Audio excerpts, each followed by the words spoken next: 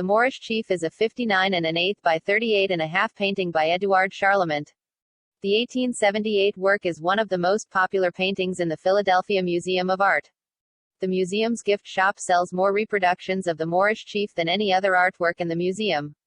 The museum handbook explains, the exotically elusive yet strongly suggestive effect of this picture is demonstrated by the migration of its title. Shown at the Paris Salon in 1878 as the guardian of the Seraglio, it was purchased by John G. Johnson in 1892 as the Alhambra Guard and published by him in 1914 as the Moorish Chief, the name that has stuck. Thus from its earliest days something about this image of a commanding black man, sword-beared, who stands before a space modeled on the Alhambra in Spain, impelled both a clarification of his role and an elevation of his rank.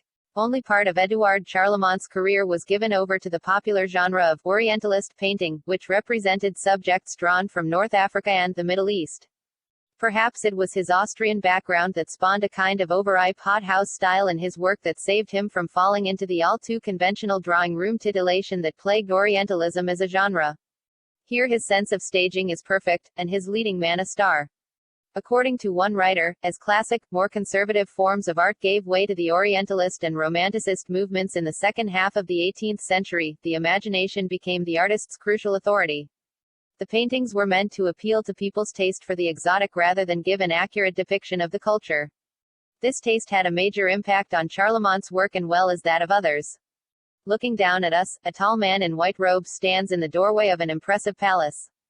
People have marveled at this painting's details and speculated about its subject for over 100 years.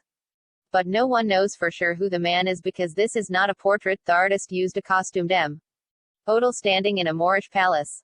The painting is filled with many realistic details.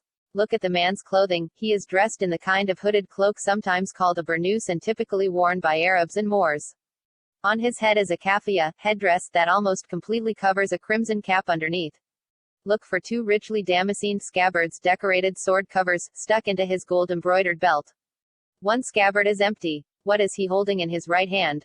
It's a slender sword, the blade pointed downward like an extension of his muscular arm. The background of this painting is based on the Alhambra, a famous fortress overlooking the city of Granada, Spain. The Alhambra was built during the 13th and 14th centuries by Moors, Muslims from northwestern Africa, who ruled large portions of Spain from 711 CE until 1492. Although Spain is part of the European continent, it is located just across the Strait of Gibraltar from North Africa. The painting probably gets its current title, The Moorish Chief, from the Moorish architecture in the background. But when it was first exhibited in 1878, it was called the Guardian of the Seraglio. Seraglio, is the name for the special quarters in a Muslim residence where the women of the household were sheltered from strangers, so this title identified the man as guard of the women in the palace. However, after being purchased by Philadelphia collector John G. Johnson in 1892, the painting was listed as the Alhambra Guard. This title makes sense, since the palace in the background resembles the Alhambra.